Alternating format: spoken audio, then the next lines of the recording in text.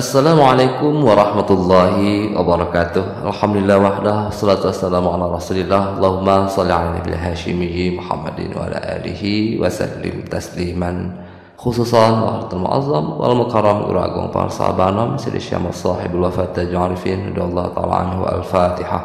Bismillahirrahmanirrahim. Alhamdulillah rabbil alamin arrahmanirrahim maliki yaumiddin iyyaka na'budu wa iyyaka nasta'in ihdinas siratal mustaqim Shiratal ladzina an'amta 'alaihim ghairil maghdubi 'alaihim waladdallin. Amin. Bapak Ibu, ikhwan akhwat, saudara yang berbahagia, alhamdulillah kita kembali tabaruk kitab Miftahus Sudur, karya besar Guru Agung Parsa Bahanom Syekh Ahmad Sahibul Wafat Taj'arifin.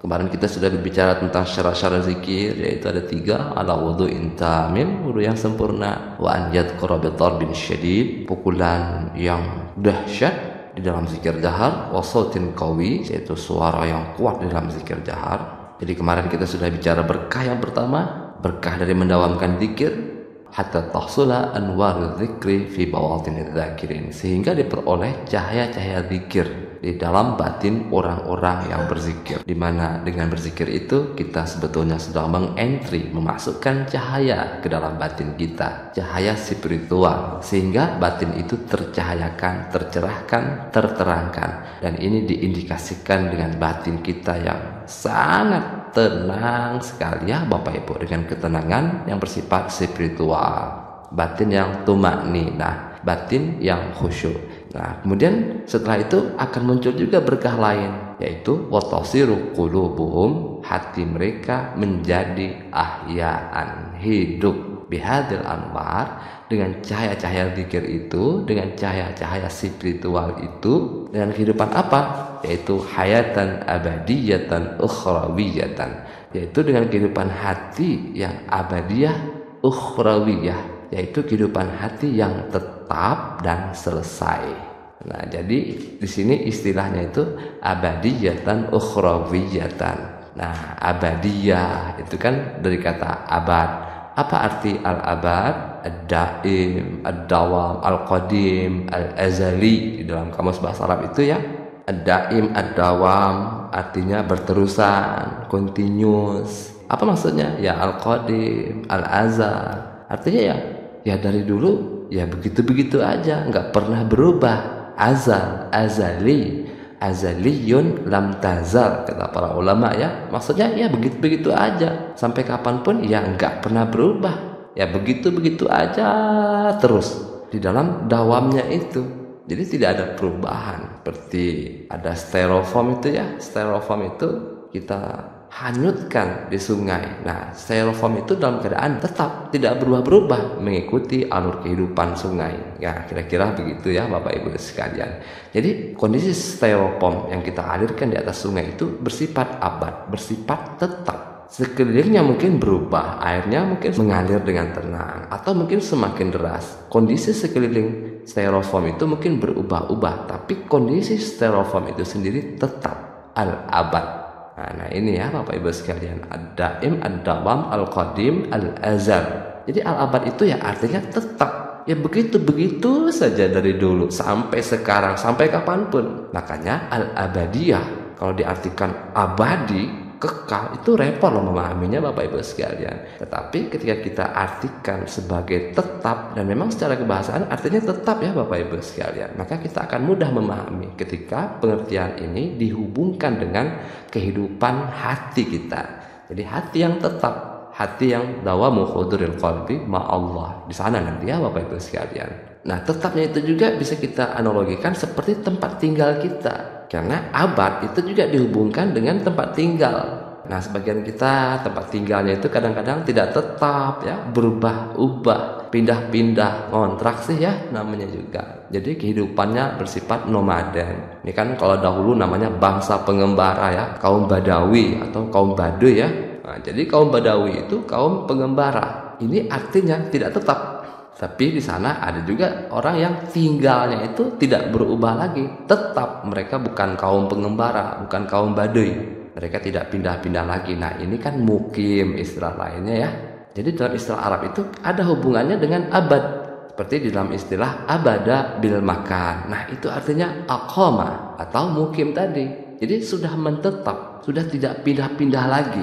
Nah itu pengertian abad ya Bapak Ibu. Jadi al-abadiyah itu ya tetap tidak berubah-ubah. Jadi seperti itu sebetulnya kondisi batin kita itu abadiyah. Hati yang hidup dengan kehidupan yang abadiyah. Artinya kondisi batin itu tetap. Kondisinya tidak berubah-ubah.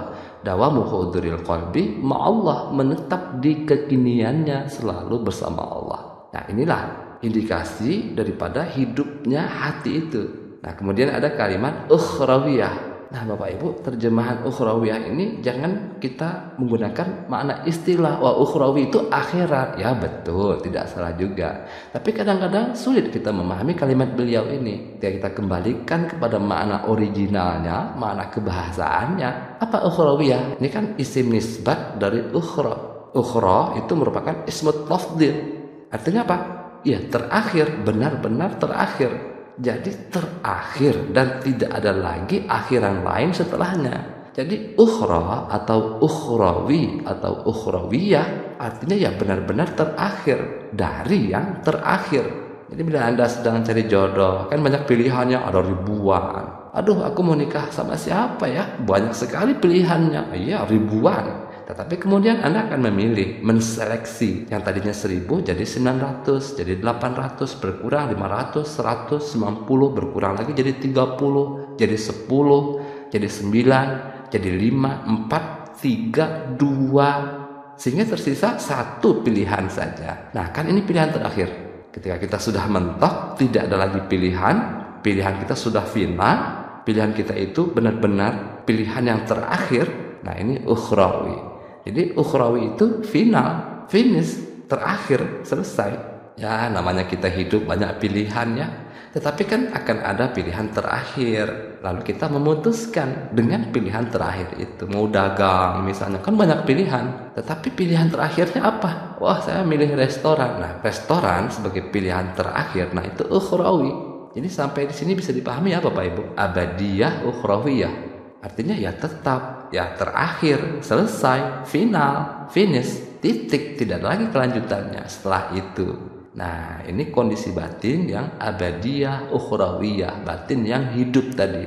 Wa tasiru qulubuhum ahya'an bihadil anwar hayatan abadiyatan ukhrawiyah. Hati menjadi hidup dengan cahaya zikir, cahaya spiritual, dengan kehidupan yang tetap, yang akhir, finish, selesai. Nah ini berkah zikir. Dan perjalanan zikir ini, ya Bapak Ibu sekalian, perjalanan zikir ya harus sampai kepada tahapan ini, ke tahapan abadiyah ukhrawiyah. Jadi kalau belajar zikir tuh selesai gitu, tuntas, sampai batin itu betul-betul abadiyah, mentetap, betul-betul ukhrawiyah. Ya sudah, terakhir, tidak ada lagi setelah itu kelanjutannya.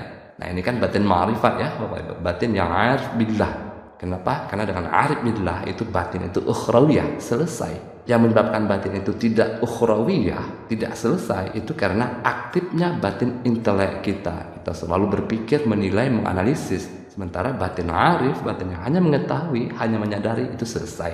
Nah ini sebetulnya sudah ada sedikit saya jelaskan di tahapan zikir sir ya Bapak Ibu sekalian. Nah ini kalau kita pahami perjalanan hati, perjalanan zikir melalui lapisan frekuensi hati. Nah hati itu menembusi sadar, lalu tembus ke qalbu, fuad, syarab, lub, sir, dan hingga kondisi batin atau kondisi hati kita itu, ingatan atau pikiran kita itu mencapai perjalanan akhir dalam kondisi terpusat, terkonsentrasi, memuncak, menetap, finish, final, ya selesai di lapisan hati kita yang terdalam di titik frekuensi ana, di dalam pengalaman baqa billah. Masya Allah Bapak Ibu sekaliannya, ini kondisi batin yang luar biasa, hayatan abadiyatan ukhrawiyatan. Dari kondisi batin ini, ini batin luar biasa, yaitu batin seorang syekh mursyid yang seperti ini ya, abadiyah ukhrawiyah, atau istilah lainnya itu adalah baqa billah ya Bapak Ibu sekalian. Dawamu huduril qalbi ma'allah, batin yang arif billah. Ini abadiyah ukhrawiyah itu. Ya tetapi kita sebagai murid yang sedang belajar, perlu kita memiliki wawasan ini. Untuk apa ya? Supaya kita semangat latihan zikirnya, latihan tawajuhnya. Ya paling tidak kita menyadari batin kita goplah, ngablung, ngacaprak, ngalir ngidul, belum abadiyah, belum ukhrawiyah. Nah, nanti kita kan semakin bersemangat untuk latihan, mengkonsentrasikan, menteguhkan, menetapkan, mentuntaskan keadaan batin kita itu. Ya, mudah-mudahan saja kita bisa sempurna kondisi batin itu ya, kondisi batin yang abadiyah, ukhrawiyah tadi. Lalu kemudian, kama qala Allah Ta'ala, sebagaimana Allah berfirman, la yadzuquna fihal mauta, mereka tidak merasakan di dalamnya, yaitu di dalam kehidupan dunia ini, al-maut, kematian, illal mautatal ula, melainkan kematian yang pertama, kematian sebelumnya, wa waqahum adzabal jahim, dan mereka terpelihara dari azab api yang menyala-nyala, mereka terbebaskan dari penderitaan spiritual. Nah, pasti ya Bapak Ibu sekalian, ketika kondisi batin tercahayakan dengan cahaya zikir, sehingga batin menjadi tenang, lalu diperkuat lagi dengan hidupnya batin kita itu dan kehidupan yang abadiyah, ukhrawiyah tadi, ya sudah, semua terbakar yang jelek-jelek itu, yang negatif-negatif itu, semua terbakar dari dalam batin kita. Kata Allah dalam hadis kursi, lau kasyabtu sabahati wajhi jalali lahtaraqat kullu man taha ilaihi basari. Apabila aku singkap kemuliaan wajah keagunganku, niscaya akan terbakar apapun yang tersentuh oleh pandanganku, yaitu pandangan ma'rifat. Al-arifu yusaktil, ya sudah habis terbakar semua, lenyap semuanya. Nafsu amarah, bakhil, hira, serakah, hasad, dengki, jahal, kebodohan spiritual, kiber, angkuh dan sombong, syahwat pada lawan jenis, pada harta benda, pada anak-anak, keluarga, godok, marah. Semua nafsu amarah ini terbakar. Nafsu lawamah juga, laum, suka mencela, hawa, suka mengikuti keinginan, suka mengikuti hawa nafsu, makar, suka anarkis, suka membuat kerusakan, ujub, bangga, ria, suka pamer, kidzab, suka bohong, zalim, suka aniaya, kidzab, suka bohong, goflah, suka lalai. Nah, ini nafsu lawamah ya terbakar juga semuanya, disebabkan oleh tercahayanya dan tercerahkannya dan tersadarkannya batin kita itu. Illal mautatal ula, ya semua yang jelek-jelek tadi ya jadi masa lalu. Ya sama seperti misalnya kita baru putus cinta, kan sakit banget ya diputusin cinta, sakit banget. Kita jadi murung, mengurung diri di kamar, makan tidak mau, minum tidak mau. Kehidupan normal kita menjadi terganggu, sistem wajar kehidupan kita menjadi rusak gara-gara putus cinta. Tetapi kemudian kita menemukan orang yang sangat sayang kepada kita, dan kita pun sangat sayang kepada dia, dan dia ini lebih dari mantan kita itu, lebih ganteng, lebih cantik, lebih baik akhlaknya, lebih perhatian, macam-macam. Lalu apa yang terjadi? Ya habis semua, ludes semua masa lalu ya, terbakar semua. Kenapa? Karena kita mendapatkan ganti yang lebih baik. Nah, batin pun begitu Bapak Ibu, batin yang kotor, gelap, bodoh spiritual, nafsu amarah, nafsu lawamah tadi, ketika masuk cahaya zikir, terterangkan sehingga batin menjadi tenang, lalu tersadarkan, lalu hidup batin itu dengan abadiyah, ukhrawiyah tadi, ya sudah, terbakar semua yang negatif-negatif, yang jelek-jelek dari dalam batin kita. La yadzuquna fihal mauta illal mautatal ula. Ya, mereka tidak merasakan kematian, tidak merasakan penderitaan kecuali kematian atau penderitaan sebelumnya, dan itu di masa lalu, telah berlalu. Ya, mereka tidak akan merasakan lagi kematian sebelumnya, penderitaan sebelumnya. Ya, jadi masa lalu, terbakar karena sudah mendapatkan cahaya, sudah mendapatkan ketenangan, sudah mendapatkan kesadaran yang tetap dalam hudurul qalbi ma'allah. Lalu kemudian waqahum adzabal jahim, mereka menjadi terpelihara, menjadi mahfuz, istilah ulama sufi itu ya, untuk para wali Allah. Mereka dijaga oleh Allah dari apa? Dari azab api neraka yang menyala-nyala. Maksudnya ya mereka terpelihara, terbebaskan dari penderitaan spiritual dalam kehidupan dunia ini. Jadi tidak ada lagi yang namanya resah, gelisah, stres, depresi, psikosomatik di badan, pusing-pusing dan lain sebagainya di dalam kehidupan di dunia ini. Terbebaskan dari kesedihan dan kegelisahan masa lalu, dan terbebaskan dari kekhawatiran dan kecemasan masa depan. Kenapa? Karena kondisi batin yang tetap dan menetap di kekiniannya, batin yang hidup dengan kehidupan yang abadiyatan ukhrawiyatan. Ala inna awliya Allahi la khaufun alaihim walahum yahzanun. Ketahuilah sesungguhnya para wali Allah tidak ada kekhawatiran atas mereka akan masa depan